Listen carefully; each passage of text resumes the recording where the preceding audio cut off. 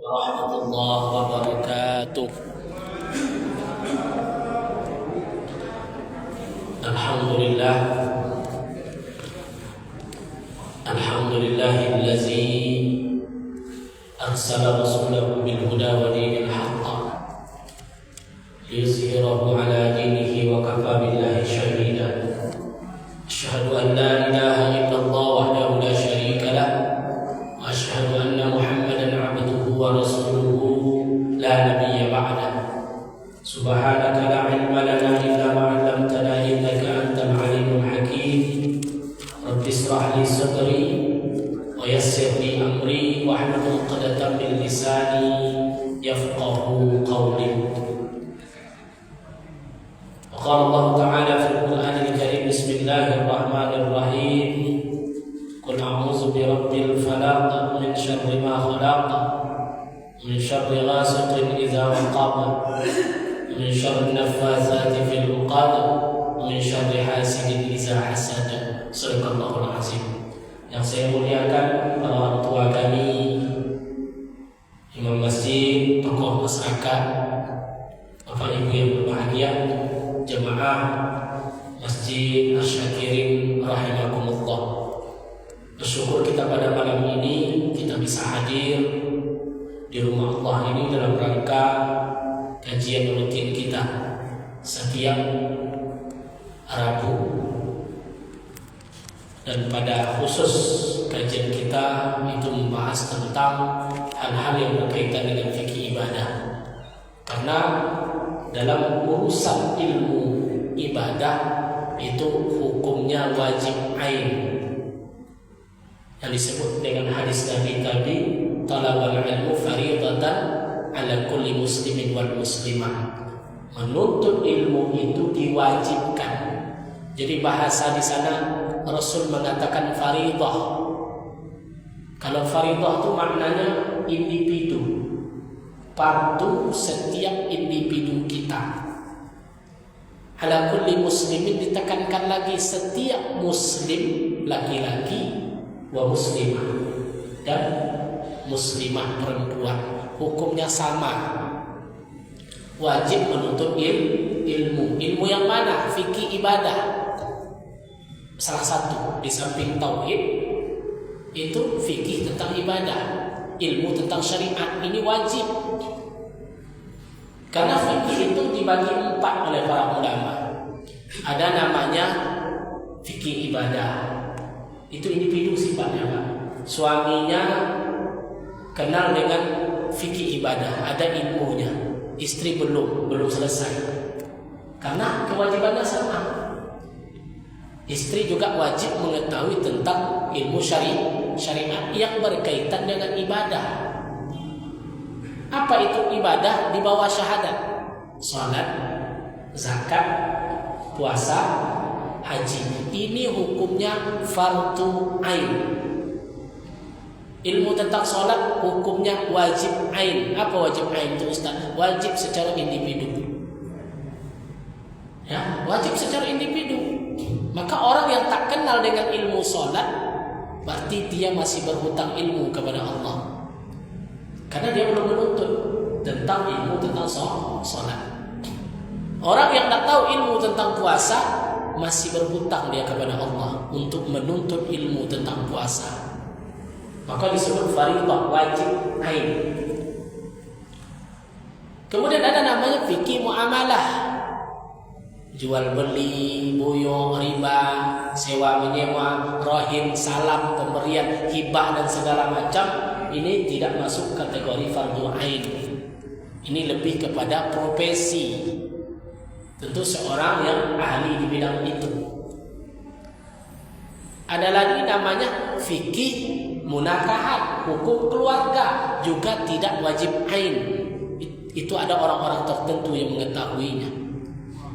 Nah, terutama Pak Kua kan, hukum keluarga itu nikah, talak, cerai. Ada orang yang pisah dengan suaminya, suami tidak pernah menjatuhkan talak, hilang suaminya, nggak tahu kemana, tahu-tahu dia nikah dengan orang lain, sah nggak nikahnya? Tentu ada ilmunya. Ya, hak talak dari suami. Banyak kasus hari ini. Nikah katanya sudah cerai, tapi suami tidak pernah menjatuhkan talak. Suaminya pergi tak kemana, tahu-tahu dia nikah dengan orang lain. Hapus status nikah itu, karena dia masih punya ikatan suami istri dengan orang lain. Itu banyak terjadi itu Pak. Dia nikah dengan alasan suaminya hilang, lari, nggak tentu arahnya. Pertanyaannya, hak talak di siapa? Di suami. Ini jadi persoalan kadang-kadang. Itu disebut dengan fikih munakahat. Ada lagi yang disebut dengan fikih jinayah, hukum pidana. Ini lebih lagi, ini kalau di Indonesia tidak mungkin berlaku karena kita punya KUHP, ya, KUHP, lebih kepada hukum positif, ya, hukum yang bersifat positif. Ada tidak landasan agama di Indonesia ini? Ada undang-undang pernikahan yang disebut dengan KHI, kompilasi hukum Islam. Sudah ada fikih Indonesia khusus undang-undang perkawinan. Maka di antara fikih-fikih yang wajib tadi, yang disebut dengan fikih ibadah itu mutlak wajib kita ada ilmunya. Tidak boleh tidak ada ilmunya, terutama tentang ilmu ibadah. Makanya yang disebut dengan fikih ibadah itu ilmu tentang sholat. Setelah selesai bab sholat, masuk bab zakat. Setelah bab zakat, masuk bab puasa. Setelah puasa, masuk bab haji. Jadi kemarin itu sampai bab tentang sholat berjamaah, itu yang kita kaji. Nah, sampai kita tentang sholat berjamaah. Sebagaimana maklum yang kita kaji kemarin, bahwa sholat jamaah itu turun perintahnya di Madinah, bukan di Mekah. Maka selama Nabi Rasulullah berada di Mekah, tidak pernah ada sholat jamaah. Sholat fardu sudah turun perintah ketika beliau Isra Mi'raj. Isra Mi'raj itu Nabi di Mekah atau di Madinah?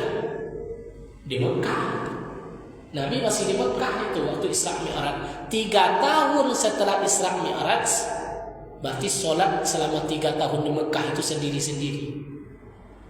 Ibadahnya masih sendiri-sendiri. 3 tahun setelah di Mekah, baru Nabi hijrah ke Madinah. Setelah hijrah di Madinah, barulah turun perintah untuk melaksanakan sholat jamaah. Itu hadis Nabi. Dalilnya hadis Nabi. Sholatul jamaah afdalu min sholatil fazzi bi 27 darajah. Sholat berjamaah itu lebih baik daripada sholat sendiri sebanyak 27 derajat. Apa konsekuensi dari hadis ini? Muncul status hukum. Kalau hukum dalam fikih tidak lepas dari yang 5. Wajib, sunat, makruh, haram, boleh. Jadi situ saja. Karena ada hadis Nabi tadi, salatul jamaah afdalu min salatil fazi bi 27 darajah. Salat berjamaah lebih baik daripada salat sendiri 27 derajat. Maka muncul hukum di situ. Pertanyaannya, apa hukum salat berjamaah? Ini yang disebut dengan ilmu fikih. Menentukan sebuah hukum. Karena ini ilmu hukum, muncul beberapa pendapat. Jadi tidak bisa kita tegakkan satu pendapat saja. Tentang sholat jamaah itu kemarin berapa pendapat? 4 pendapat. Jamhur ulama Syafi'i mengatakan sunat muakkad. Sholat berjamaah itu sunat muakkad. Sunat muakkad itu apa? Sunat yang sangat dianjurkan, bahkan hampir menjadi wajib. Tapi bukan wajib. Karena kalau Imam Syafi'i mengatakan nanti mazhab Syafi'i hukum sholat jamaah itu wajib, berarti sholat sendiri di rumah tidak sah. Nah, sah jadinya Pak. Kalau Bapak sendiri sholat di rumah tanpa ada jamaah, maksudnya sholat sendiri itu tidak berjamaah, maka sholat tidak sah kalau hukumnya wajib. Maka mazhab Syafi'i cenderung memberi hukum salat berjamaah itu adalah sunnah muakkadah jumhur ulama. Apa dalilnya? Karena menurut mazhab Syafi'i salat jamaah bukan perintah. Karena hadisnya salatul jamaah, enggak ada perintah di situ. Yang ada di sana adalah menjelaskan semangat bahwa salat jam sendiri itu beda dengan salat jamaah itu 27 derajat. Itu menurut mazhab Syafi'i. Menurut mazhab Hambali, Ahmad bin Hambal hukumnya wajib. Wajib, Pak. Mazhab Hambali biasanya di mana? Madinah, di Mekah. Maka kalau di Madinah Mekah tuh kalau sudah sholat jamaah, ruko-ruko kosong, toko-toko tidak ada yang semua ke masjid. Karena ada hukum fikih di situ. Sholat berjamaah hukumnya wajib. Wajib bagi dia. Kalau sudah wajib, berarti sholat sendiri hukumnya tidak sah, tidak diterima oleh Allah. Tapi jangan kita berpikir sholat jamaah di sini hanya di masjid. Ya, apa definisi sholat jamaah kemarin, Pak? Definisi sholat jamaah apa? Satu imam, satu makmum. Bapak tuh sholat di rumah, dia imam, istrinya makmum. Sudah dapat 27 atau belum? Sudah. Jadi jangan nanti mindset kita sholat jamaah itu hanya di masjid. Ada orang kadang-kadang untuk taklim anak keluarganya, dia sholat di rumah, suaminya jadi imam, anak-anaknya jadi makmum, istrinya jadi makmum. Apakah sudah masuk sholat jamaah? Sudah. Dia sudah dapat 27 derajat. Tapi sholat jamaah terbaik itu di di sini yang paling afdal itu di masjid dengan banyak berjamaah. Apalagi dengan jemaah yang banyak lebih afdal. Ya? Karena di masjid kita lebih banyak mendapatkan, apalagi lebih 40 orang. Dalam hadis saja kalau sudah 40 berdoa kepada Allah, salah satunya akan dikabulkan oleh Allah Subhanahu wa taala. Disinilah fungsi berjemaah tadi. Namun menurut Imam Nawawi, bagian dari mazhab Syafi'i, mengatakan bahwa hukum sholat berjamaah itu fardu kifayah. Ada yang menyebut fardu kifayah, Pak. Fardu kifayah itu sama hukumnya dengan sholat jenazah. Kalau ada 2-3 orang berjamaah di sebuah tempat tadi, semuanya sudah selesai hutangnya kepada Allah. Tapi kalau tidak hidup masjid azan, sebuah kampung itu tidak ada azan, Pak. Siap-siap dah bala itu datang. Kenapa? Ada fardu kifayah yang tidak dilaksanakan. Maka salat sama dengan salat jenazah. Kalau sempat jenazah tidak diselamati, maka seluruh penduduk di Asyakirin ini mendapat dosa besar di sisi Allah. Maka pendapat Imam Nawawi mengatakan salat jamaah itu adalah fardu kifayah. Nah, ini pemahaman hukum. Supaya apa? Nanti jangan kita mengklaim satu pendapat saja.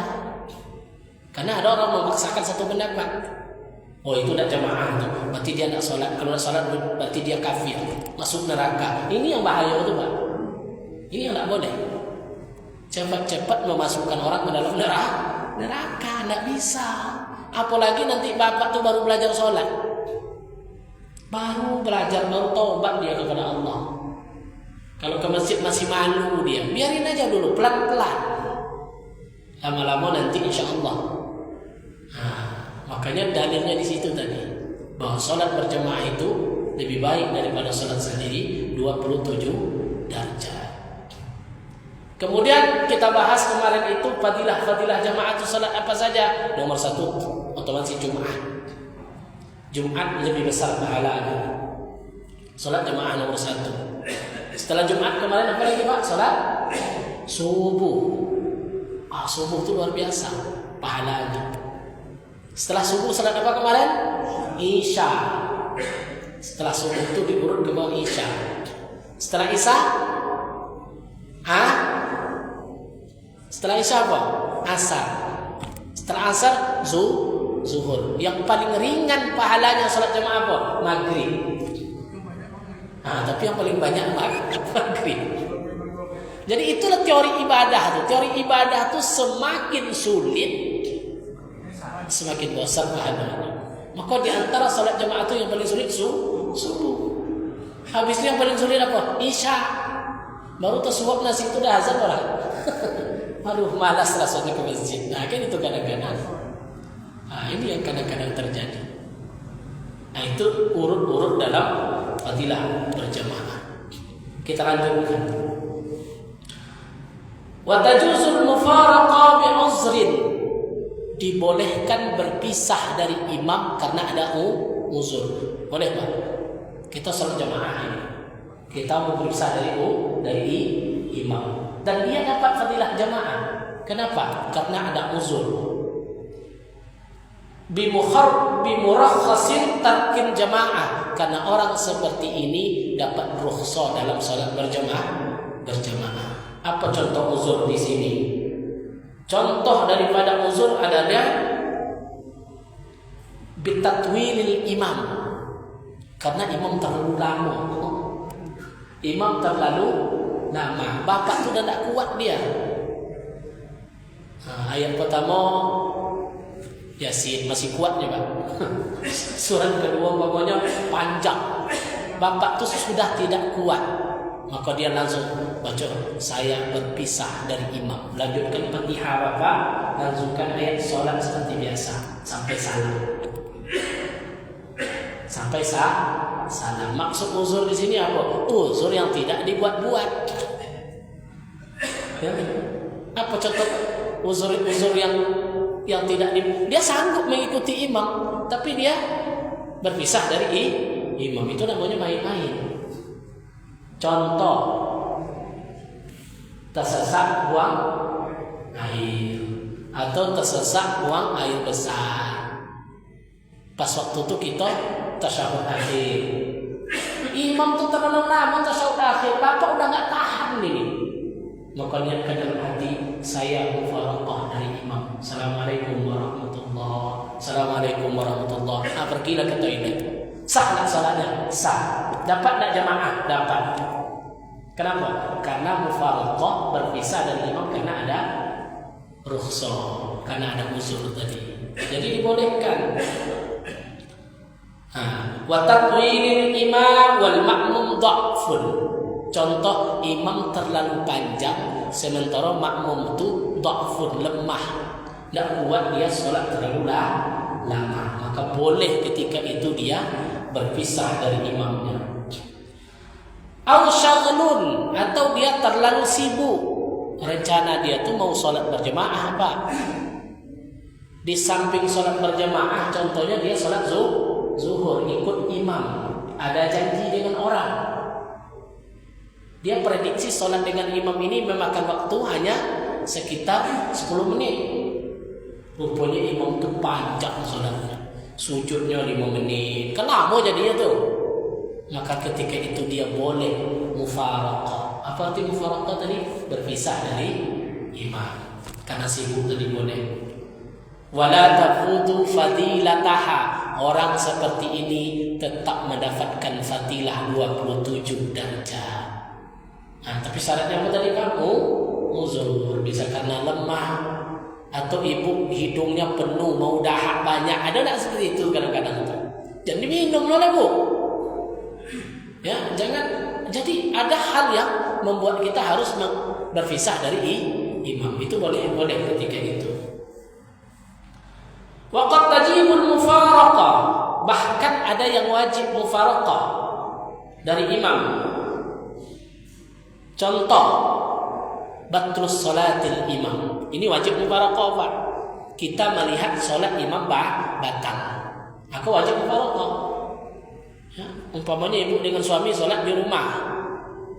Ibu dengan suami solat di rumah. Allahu Akbar kata suami. Ibu ikut belakang. Allahu Akbar. Pas nengok, rupanya ibu kasih ke suami itu sarung apa namanya? Sarung berlobang-lobang. Berlobang sarung tadi. Robek sarung tadi. Ibu ikut dengan suami dari belakang. Allahu Akbar. Solusinya apa tadi? Berpisah dari imam. Jangan dibatalkan sholat, bang. Itu sarung ibu berdosa, abangnya tidak berdosa. Keluar dari sholat apa hukumnya? Tak boleh. Tak boleh kita keluar dari sholat kecuali ada yang betul-betul batal. Ya, batal wudu boleh. Atau ada kebakaran boleh. Atau ada yang membahayakan boleh. Boleh kita keluar dari sholat. Ini kan tidak membahayakan. Allahu Akbar. Imam suami. Nampak suami tadi sobek sarungnya. Maka ibu, saya berpisah dari imam. Berarti ibu sholat sendiri. Nanti kalau udah selesai sholat baru bang, ulang sholat abang lagi. Karena auratnya nampak. Nah, ini wajib hukumnya kita berpisah dari imam. Ketika sholat imam tadi batal. Nah, begitu. Waqad alimahu, dan dia mengetahui bahwa sholat imam tadi batal. Itu hal-hal yang berkaitan dengan mufaraqah. Wa tadrukul jamaah fi ghairi jum'atin ma lam yusallimul imam. Jamaah baru kita dapatkan 27 derajat selama imam belum salam. Salam ke apa? Salam pertama. Itu dapat kita fadilah, teman. Umpamanya kita terlambat datang, imam masih belum salam, Allahu Akbar, langsung kita tasyahud. Dapat tak fadilah jamaah? Dapat. Itu terakhirnya tuh. Akan mendapatkan fadilah solat jamaah selain Jumat. Kalau Jumat tidak dapat. Karena Jumat rangkaiannya harus diikuti, Pak. Jumat tidak boleh masuk 2 rakaat. Batas minimal Jumat tidak diganti dengan zuhur kalau kita mendapatkan dengan imam 1 rakaat. Itu syarat masbuknya kalau Jumat. Umpama kita jalan, pas sampai di masjid kita tertidur, rupanya hari Jumat. Bergegas kita sholat Jumat ke masjid, rupanya imam sudah rakaat kedua. Berarti kita tidak dapat 1 rakaat pun. Tapi kalau dapat kita rukuk dengan imam rakaat kedua di sholat Jumat, maka Jumat kita sudah dihitung. Itu dalam hukum minimal fikihnya seperti itu. Nah, makanya meskipun khutbah kita tidak dapat, tapi dapat kita sholat dengan imam minimal 1 rakaat. Itu sah Jumatnya. Tapi kalau berjamaah, batasnya salam.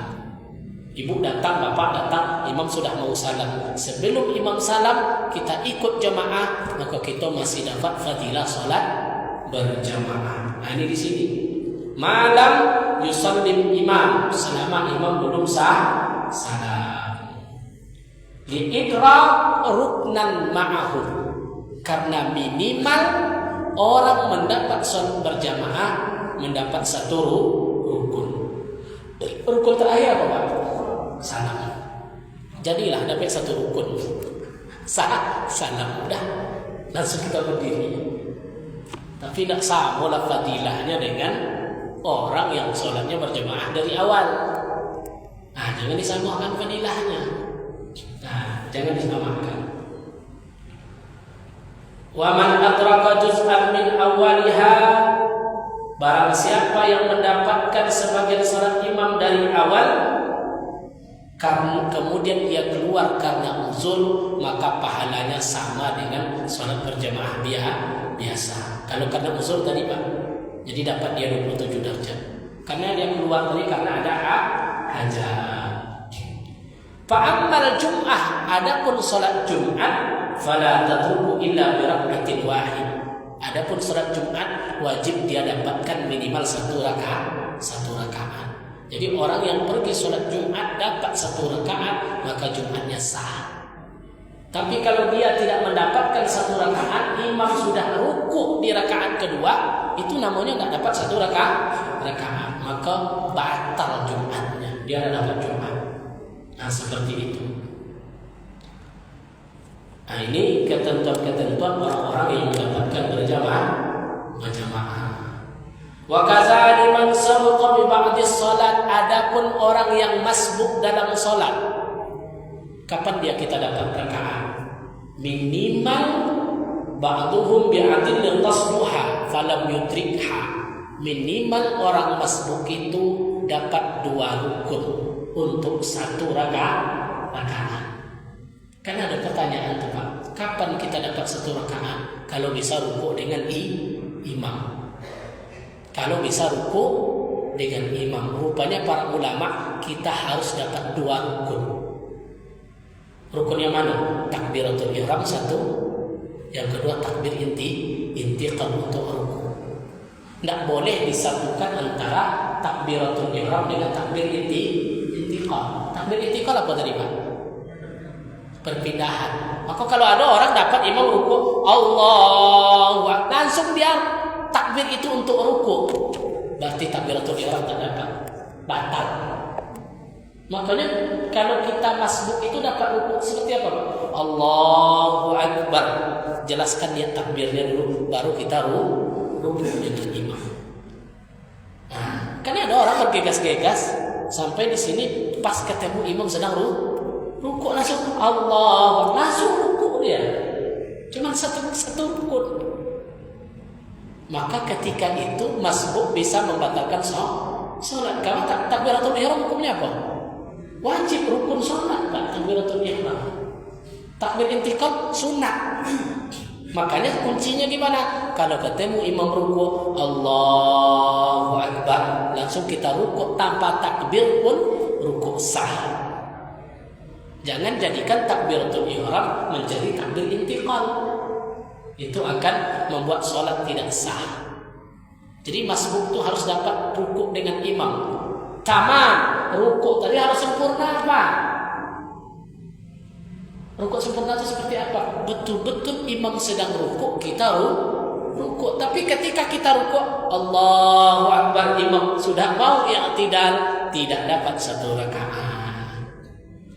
Jadi betul itu sempurna dapatnya tadi. Kalau tidak sempurna, berarti belum 1 rakaat. Jadi hati-hati kita tentang masbuk.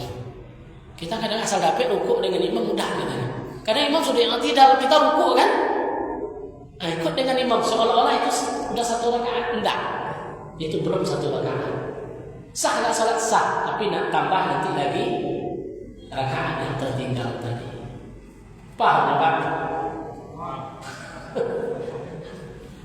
Paham Pak maksudnya? Masbuk asal dapat rukuk dengan imam, maka kita dapat rakaat. Cuma syaratnya 2 tadi. Yang pertama dapat takbiratul ihram. Yang kedua dapat rukuk betul-betul dengan imam. Posisi imam itu betul-betul rukuk. Tapi kalau imam sudah i'tidal, tidak usah lagi, tambah saja nanti 1 rakaat lagi. Berarti kita tidak dapat rakaat. Nah ini masalah hal-hal yang berhubungan dengan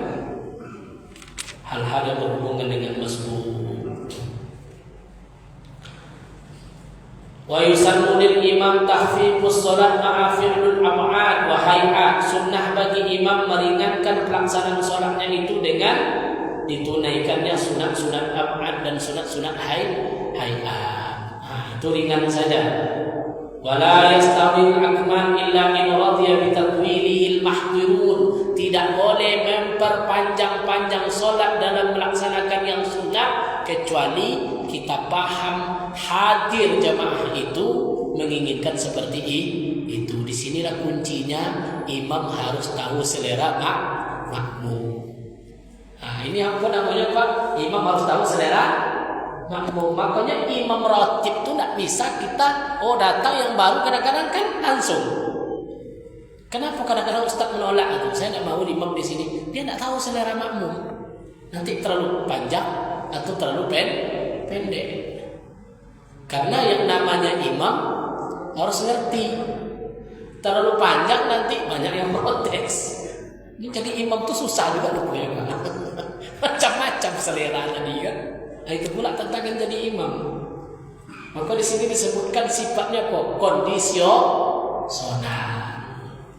Kalau imamnya imam yang sifatnya jamaah tadi jamaah khusus, itu boleh panjang-panjang. Kayak di pesantren. Pesantren itu kan salat tarawihnya aja sampai jam 1 malam kadang-kadang. Karena jamaah-jamaah khusus. Nah di sini. Wa kuriha lahu tatwil. Makruh bagi imam memperpanjang-panjang dalam salat sekalipun orang yang mengikutinya oleh yang lain. Maksudnya apa? Tidak boleh memperpanjang-panjang jika hal itu makmum banyak yang tua, banyak yang dhaif, banyak yang lemah. Ini kondisional aja sifatnya. Wa in ra'a musallinahu hara'iq khaffafa. Kalau seandainya melihat kebakaran, dipersingkat sholatnya, langsung ringankan. Kalau masih kebakaran tadi setelah sholat masih tertolong. Contoh, Allahu Akbar, datang gempa, langsung diringankan. Cepat kita menuju salam. Tidak pasrah menunggu gempa, tidak. Nah, karena khusyuk itu bukan maksudnya kita tidak mengetahui apa-apa. Justru orang yang sholat tidak mengetahui apa-apa itu bukan khusyuk, tertidur itu. Kan khusyuk namanya itu, tertidur. Rasulullah orang paling khusyuk lah. Rasulullah orang paling khusyuk. Pernah Nabi itu rukuknya lama, Pak. Lama Nabi itu rukuk. Lah berdiri. Setelah sholat sahabat bertanya, ya Rasulullah, kenapa rukuk itu kamu itu lama? Saya mendengar sendal orang yang mau masuk masjid supaya dia dapat rakaat dengan kita, maka saya tunggu ketika rukuk. Berarti Nabi kan tahu semuanya. Nah, jadi khusyuk di sini kita konsen untuk sholat. Tahu kita semuanya Bapak Ibu. Nah, itu yang khusyuk itu bukan hilang ingatan, enggak. Tapi betul-betul kita menikmati sholat yang kita lakukan. Nah, ini hal-hal yang berkaitan dengan masbuk. Orang-orang yang masbuk. Ada pertanyaan? Ada mulai. Ya, silakan Pak Ketua.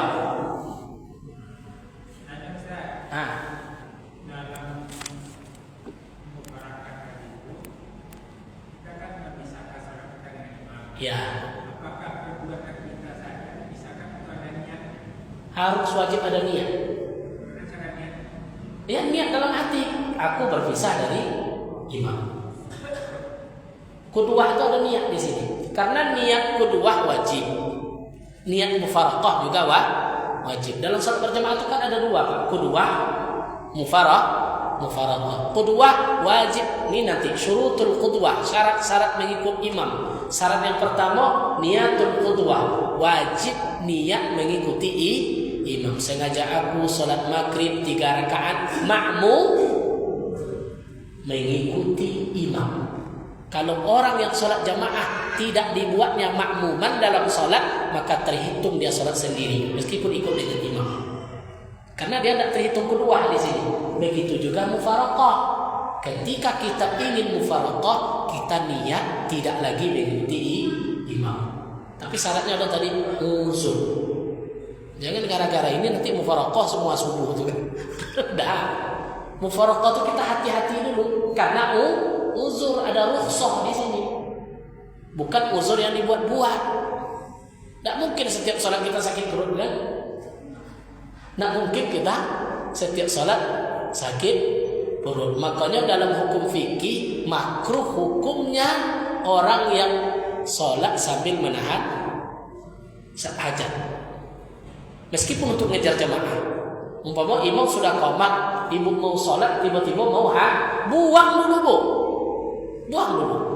Tak apa-apa. Biar kita nanti terlambat. Kalau seandainya tidak dapat jamaah, disunnahkan kita menunggu orang yang bisa berkawan untuk berjamaah.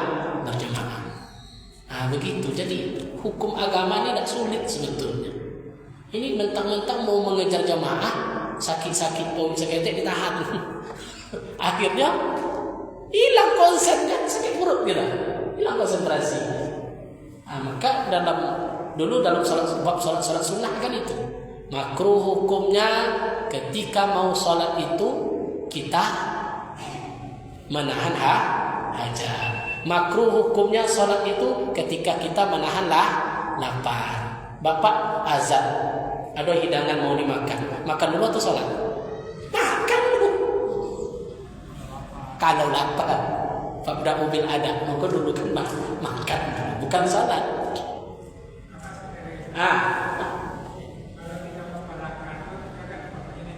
Ya. Selesaikan sholat di situ, Pak. Kan orang paham kita sedang uzur, mufaraqah. Langsung Bapak sujud, langsung setelah salam nanti baru kita keluar, baru sahnya diisi oleh yang lain. Karena hukum fikihnya seperti itu. Kita lanjutkan sholat sendiri. Kita lanjutkan sholat, tapi itu syaratnya tadi uzur. Akhirnya pegang Pak, harus uzur. Bukan karena sentimen. Kok ada lo? Oh ini imam mufaraqah lah, tidak boleh seperti itu. Tidak sah sholat kita batal. Syarat mufaraqah itu apa tadi? Uzur. Karena ada rukhsah. Contoh lemah. Apa tuh kalau dipaksa juga berdiri atau tumbang nanti. Atau bapak tuh dipaksa sholat keluar nanti hajatnya di masjid itu. Itu namanya uzur. Maka boleh kita berpisah dari imam. Ada apa? Waktu. Jadi besok kita masuk syarat-syarat mengikuti imam. Setidaknya ada 8 syarat mengikuti imam. Jadi kalau 8 syarat tidak diikuti berarti jamaah kita sama dengan sholat sendiri. Jadi ada syarat-syarat ikut dengan imam tadi. Mudah-mudahan bermanfaat. Allahumma wafiq ila aqwamit thoriq. Assalamualaikum warahmatullahi wabarakatuh.